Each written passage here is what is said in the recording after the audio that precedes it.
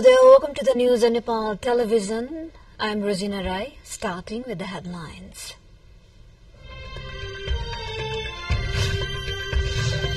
Speaker Kimira seeks to force a political consensus on smooth functioning of upcoming parliament session. Rasa Sabha not to support formation of the parliamentary group committee on cooperatives and fraud case.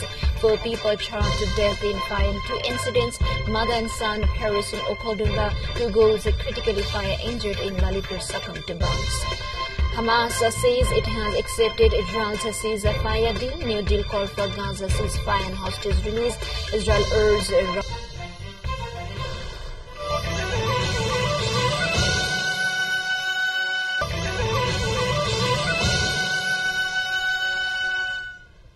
Welcome back. Now we have news in detail.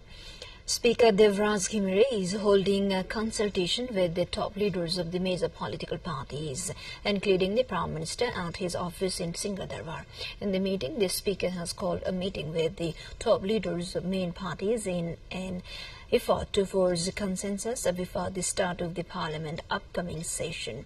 Speaker Ghimire has called Prime Minister Pushpakamal Dahal, Nepali Congress President Sherbahadar Dewa, CPN-UML Chair KP Sharma Oli, the Rashtriya Swatantra Party President Ravi Lamithane, and the Rashtriya Prajatantra Party Chair Rajendra Lingdil to the meeting today. The main opposition party, Nepali Congress, had continuously obstructed the Parliament's proceedings towards the end of the erstwhile session, calling for the formation of a parliamentary investigation committee to probe into the alleged involvement also of Deputy Prime Minister and Home Minister Ravi Lamithane, who is also the Rashtriya Swatantra Party President, in the misappropriation of the Cooperatives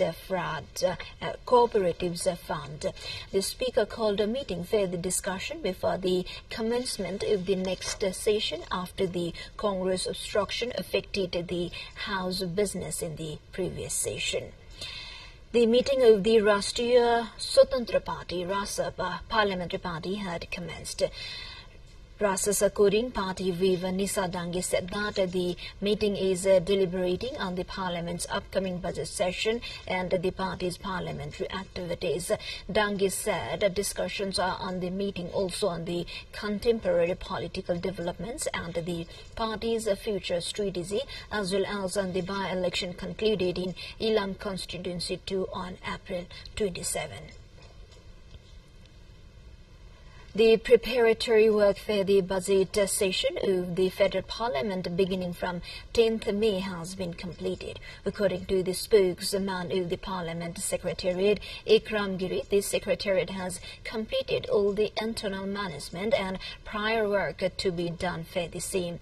He informed the policy program and budget of the government for the coming fiscal year will put forth before the session. Also, the bill for economic appropriation and the raising of the national debt is scheduled to be tabled. The priorities and the principles of the budget were completed in the winter session this year. 26 bills presented in the House of the Representatives and the National Assembly still under consideration. We take a short break here. Stay with us.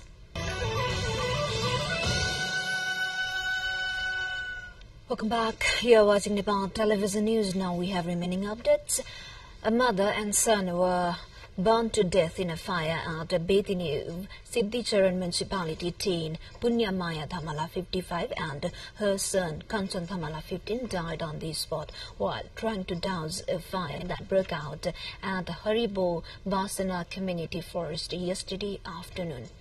Police Inspector at the District Police Office of Okhaldunga, Balista Singh, informed that the mother initially caught fire while protecting hay in the field at Panu Radha Bahudanda. Her son was also burned to death while trying to save her mother, Singh shared. Police have been mobilized at the spot. According to the District Police Office, at present forest fires are raging in different parts of the district. Meanwhile, 2 girls critically hurt after a fire broke out in a hut of Gorko in Lalitpur Metropolitan City. 17 passed away on Monday. The fire had happened on Sunday. Of the 5 persons of family hurt in the fire, 8-year-old Priya Giri and 3-year-old Elisa Giri succumbed to death due to the burn injuries. Superintendent of Police SP and spokesperson of the District Police Range Lalitpur Naresh Ratsubedi said the 2 died at Kist Hospital in Lalitpur at 7:30 p.m. on Monday while receiving treatment, police confirmed.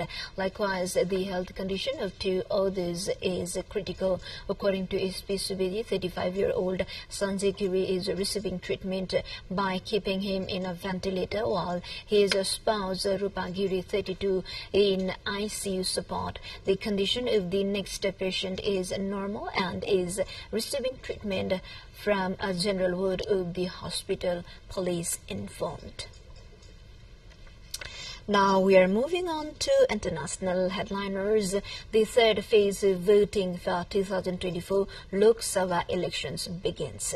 The elections are being held in 93 constituencies spread over 11 states and union territories. More than 1,300 candidates, including 120 women, are contesting in this crucial phase. The 3rd phase of voting takes in 26 seats in Gujarat, 14 in Karnataka, 11 in Maharashtra, 10 in Uttar Pradesh, 8 in Madhya Pradesh, 7 in Chhattisgarh, 5 in Bihar, 4 in Assam, 4 in West Bengal, and 2 in Dadra and Nagar Haveli and Daman and Diu. The Lok Sabha elections are being held across 7 phases from April 19 and June 1st. The counting is scheduled for June 4 for the same. Now to other update, Australian Prime Minister Anthony Albanese said on Tuesday it was unacceptable for Australian defence personnel to be put at risk international airspace by the Chinese military as they took part in the operation to enforce United Nations sanctions on North Korea. A Chinese fighter jet endangered an Australian military helicopter during an unsafe and unacceptable confrontation over the Yellow Sea. Australia said on Monday the Chinese Air Force J-10 jet dropped flares above and several hundreds of meters ahead of Australian M860R Seahawk helicopter as a written flight on Saturday in the Yellow Sea as part of an operation to enforce sanctions against North Korea. Defense Minister Richard Marles said on Monday evening in a television interview. Albanese said China had not yet responded policy to Australia's representation over the incident. To the remaining international updates, before that, let's have a quick look at the highlights of the site.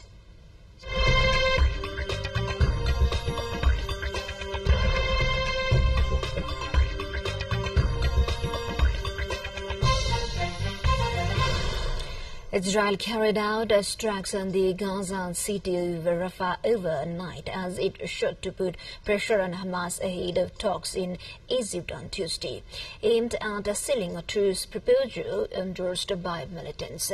After having vowed for a week to push into southern border town, Israel called on Monday for Palestinians in eastern Rafah to leave for an expanded humanitarian area ahead of ground incursion. Close Israeli ally the United States said it was reviewing the Hamas responses.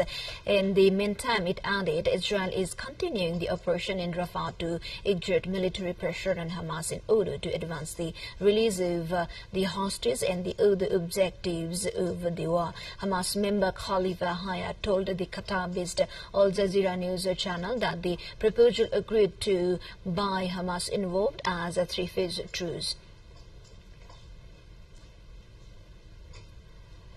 A rescue operation is continuing in South Africa after a 5-story building under construction collapsed, killing 4 people and leaving another 53 trapped. Officials in the city of George Western Cape province say 22 people have been pulled from their wreckage and taken to hospital. A team of 75 crew were on the site when the building collapsed on Monday. to the more updates. Before that, let's have a quick look into the highlights of the site.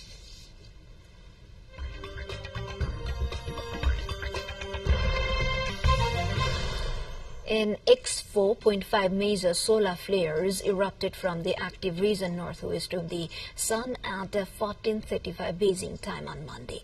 China's National Satellite Center reported that this marks the third significant solar flare activity in the past 2 days, following two previous flares recorded on Sunday and XI.3 and XI2 flare. The impact of the Monday's solar flare event has been observed on the Earth's sunlight side, leading to short wave absorption and a decline in communication quality across various frequency and band in different regions of China. Experts have explained that the frequent occurrence of solar flares align with the current peak year of solar activity. Before we wrap up, quick reminders of the headlines once again.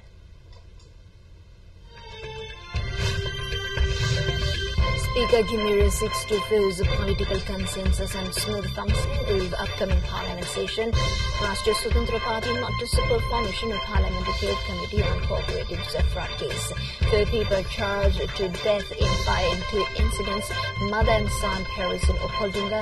2 girls critically fire injured in Lalitpur succumbed to death. And Hamas says it has accepted Israel's ceasefire deal. New deal call for ceasefire and hostage release. Israel urged. Well, this is all we have for this moment. Until our next bulletin, keep watching Nepal television. Have a good day ahead. Namaste.